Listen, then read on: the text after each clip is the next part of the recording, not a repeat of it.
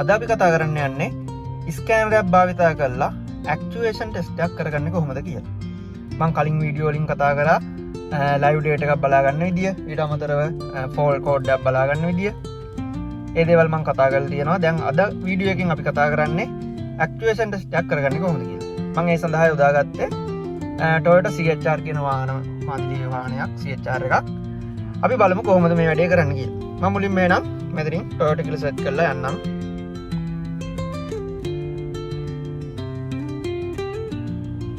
හරි, මෙතනින් මම සිලෙක්ට් කරගන්නවා. ඊට පස්සේ අපි අර අනිත් වීඩියෝ වල කරා වගේම තමයි මෙතනින් මම ඕකේ දීලා ඉස්සරහට යන්නම්.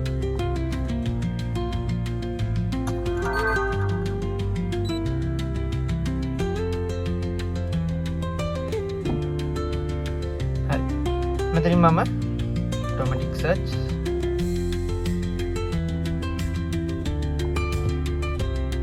මෙතනින් ඕකේ කරනවා. මම මේ පියවර ටික කලින් වීඩියෝ වල පැහැදිලිව කියලා ඇති. ඒ වීඩියෝ එකත් බලන්න, මේක බලන්න කලින්. මොකද නැත්තම් ඔයාලට ගැටලුවක් වෙයි. මේක මම මේ අතරමැද තියෙන ස්ටෙප් ටික කියන්නේ නැහැ. හරිද? ඊට පස්සේ ඔයාලා දන්නවා හැමෝම කොහොමද මේක ස්කෑන් කරගන්න කියලාත් දන්නවනේ. මේක තව ගොඩක් දේවල් තියෙනවා. මම මේ දැනට දාපු වීඩියෝස් වල ඔයාලට කියලා දෙලා ඇති මේක සම්පූර්ණයෙන් ස්කෑන් කරගන්න විදිය. ඊට අමතරව report එකක් ගන්න විදිය. ඊට අමතරව live data එකක් බලා ගන්න විදියනේ. එහෙනම් අපි අද බලමු ඇක්චුවේෂන් ටෙස්ට් එකක් කරන්න කොහොමද කියලා. මේ වෙලාවේ මේ වාහනේ එන්ජින් එකේ දෝෂයකට ගලවලා තියෙන්නේ. ඒක නිසා මට එන්ජින් එක සම්බන්ධ ඇක්චුවේෂන් ටෙස්ට් එකක් කරන්න අමාරුයි. ඒක නිසා මම ඔයාලට බොඩි කන්ට්‍රෝල් යුනිට් එකේ ඇක්චුවේෂන් ටෙස්ට් එකක් කරලා පෙන්නන්නම්. හරිද? අපි බලමු මෙතනින් BCM එක සිලෙක්ට් කරගමු. BCM එකේ තියෙන බොඩි කන්ට්‍රෝල් මොඩියුල්. නැත්නම් ඔයාලට පුළුවන් මෙතන සිස්ටම් ලිස්ට් එකෙන් ගිහිල්ලා මේ ලිස්ට් එකෙන් BCM හොයාගන්නත් පුළුවන්. හරිද? එහෙනම් මම මෙතනින් BCM සිලෙක්ට් කරගන්න. ටච් කරා මෙතනින් එන්ටර් දෙනවා. එන්ටර් දුන්නාට පස්සේ මෙතනින් ඕකේ දුන්නම හරි. හරිද?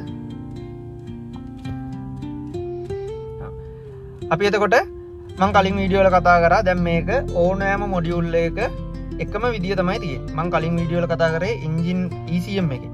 ECM එකේ ෆෝල් කෝඩ් එකක් බලා ගන්න විදිය, ක්ලියර් කරගන්න විදිය. ඊට අමතරව මේ read data stream කියන live data එකක් බලා ගන්න විදිය. මම අද කතා කරන්නේ actuation test.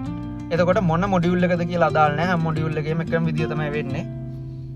එතකොට මේකෙදි මම actuation test එක තමයි කරන්නේ. හරි. මේක තියෙනවා මේ බලන්න. actuation test ගණනාවක් කරගන්න පුළුවන් මේ වාහනේ ඔය BCM එක යටතේ. ඒ කියන්නේ body control unit එක හරහා. හරිද? ඒ වගේමයි බලමු අපි මෙතන මොනවද තියෙන්නේ කියලා. අපිට මෙතන කරන්න ලේසි එකක් මම කරලා පෙන්නන්නම් ඔයාලට. මේ සාමාන්‍යයෙන් මේ ඇක්චුවේෂන් ටෙස්ට් එකකදී කරන්නේ මේ වාහනේ තියෙන ඇක්චුවේටර් තමයි අපි ක්‍රියාත්මක කරන්නේ. හැබැයි මේ වාහනේ තියෙන ඇක්චුවේටර්ස් සියල්ලම මේ ස්කෑනර් එකක් කරා අපිට ක්‍රියාත්මක කරලා බලන්න බෑ. සමහර ඇක්චුවේටර්ස් විතරයි පුළුවන්. එතකොට ස්කෑනරේ හරහා අපිට බලා ගන්න පුළුවන් අපිට මොන ඇක්චුවේටර්ස්ද ක්‍රියාත්මක කරන්න පුළුවන් කියලා. සරලව ගත්තොත් මේ ඇක්චුවේටර්ස් ක්‍රියාත්මක වෙන්නේ ECU එක හරහා. ඒ කියන්නේ ECU එක කියන්නේ ඒක ECU වෙන්න පුළුවන් නැත්නම් BCM වෙන්න පුළුවන්. මොකක්ම හෝ ඒ ක්‍රියාත්මක කරන ඇක්චුවේටරයට අදාළව කන්ට්‍රෝල් යුනිට් එකක් තියෙනවා. ඒ කන්ට්‍රෝල් යුනිට් එකට සිග්නල් එකක් දෙන එක තමයි අපි මේ ස්කෑනරෙන් කරන්නේ. හරි, අපි නිකන් බලමු මෙන්න මේ ඩෝ ලොක් කියන එක. මම නිකන් යන්නම් ඩෝ ලොක් කියන එක. මොකක්ද තියෙන්නේ මේක දැන්? This test will lock or unlock door lock කියලා තියෙනවා. ඒ කියන්නේ මේ ටෙස්ට් එකෙන් අපිට ලොක් හරි අන්ලොක් හරි කරගන්න පුළුවන්. ඊට අමතරව available command තියෙනවා. off කියන ෆන්ක්ෂන් එක දුන්නොත් unlock වෙනවලු. on කියන ෆන්ක්ෂන් එක මම ක්ලික් කරොත් lock වෙනවලු. හරිද? ඊට අමතරව මේ ෆන්ක්ෂන් එක කරද්දී මෙන්න මේ කියන කන්ඩිෂන් එකේ තියෙන්න ඕන. මොකක්ද තියෙන්නේ? operate with ignition on and the vehicle stop. වාහනේ නවත්තලා තියෙන්න ඕනේ. ඊට අමතරව ignition on එකේ තියෙනවා. ඕනෑම ඇක්චුවේෂන් ටෙස්ට් එකක් කරද්දී අපිට මෙන්න මේ විදිහේ මැසේජ් එකක් එනවා. ඒක එතකොට එයා පැහැදිලිව කියලා දෙනවා ඒ වෙලාවේදී තියෙන්න ඕන කන්ඩිෂන් එක මොකක්ද කියලා. පැහැදිලිද? එහෙනම් මම මෙතනින් මේ කන්ඩිෂන් එකේ තියෙනවා දැන් වාහනේ ඉග්නිෂන් ඕන් එකේ තියෙන්නේ. ඒක නිසා මම මෙන්න මේක ඕකේ දෙනවා. ඕකේ දුන්නාට පස්සේ මෙතන එනවා ස්ටෙප් දෙක. මොනිටරින් ඩේටා සහ නෝ මොනිටරින් ඩේටා කියලා. මට මොනිටරින් ඩේටා එකේදී පුළුවන් ඕනනම් දැන් මෙතන මේ ඩෝ එක ලොක් කරන ෆන්ක්ෂන් එකේදී අත්‍තරම මට මොනිටරින් ඩේටා එකක් ලොකුට ඕන වෙන්නේ නැහැ. ඔයාලා හිතන්නකෝ එන්ජින් එක සම්බන්ධව ECU එකේ ඇක්චුේෂන් ටෙස්ට් එකක් කරනවා කියලා. ඒ වෙලාවේදී ඔයාලට පුළුවන් ඕන නම් මේ මොනිටරින් ඩේටා එක හරහා ගිහිල්ලා ලයිව් ඩේටා තමයි උතනින් ඕපන් වෙන්නේ. ලයිව් ඩේටා එකේ ඔයාලට පුළුවන් කැමති ලයිව් ඩේටා එකක් ඔයාලට ඒ වෙලාවේදී අදාළ වෙන ලයිව් ඩේටා එක ඕපන් කරගෙන ඔය ඇක්චුේෂන් ටෙස්ට් එක කරද්දී ඒ ලයිව් ඩේටා එකේ වෙනස් වීම ඔයාලට බලා ගන්න පුළුවන්. පැහැදිලිද? එහෙම නැතුව ඔයාලට නිකන් ඇක්චුේෂන් ටෙස්ට් එක විතරක් කරගන්න ඕන නම් මම යන්න ස්ටෙප් එකට ඔයාලට පුළුවන් no monitoring data කියන එකෙන් යන්න. එතකොට ඔයාලට ලයිව් ඩේටා එකක් බලා ගන්න වෙන්නේ නැහැ. නිකම්ම මෙන්න මේ විදිහට තමයි එන්නේ. හරි. මෙතන තියෙනවා lock unlock කියලා ෆන්ක්ෂන් දෙක. ඔන්න මම දෙන්නම් දැන් lock කියන එක. දැන් වාහනේ lock වෙලා තියෙන්නේ. unlock කියන එක දෙන්නම්. unlock වෙනවනේ. ඔන්න බලන්න. ඔයාලා මේකෙන් බලන්න මෙන්න lock unlock. ඔන්න මම lock දෙනවා. ඔන්න unlock දෙනවා. පැහැදිලිද? අන්නේ විදිහට මේකේ තියෙන තව තියෙනවා ගොඩක් තියෙන ඇක්චුේෂන් ටෙස්ට් මේ BCM එකේ තියෙන ඒවා. ඊට අමතරව මම මෙතනින් බෑක් වුණොත් ඉලුවේ BCM එකේ ඇක්චුේෂන් ටෙස්ට් නේ. එහෙනම් අපිට පුළුවන් තව මෙතන තියෙන ඕනෑම මොඩියුල් එක එයාට අදාළ ඇක්චුේෂන් ටෙස්ට් අපිට වෙන වෙනම ක්‍රියාත්මක කරලා බලන්න පුළුවන්. මම නිකන් ECM එකට ගිහලා පෙන්නන්නම් මොනවද තියෙන්නේ කියලා. ගියා එන්ටර් දුන්නා මෙතනින්.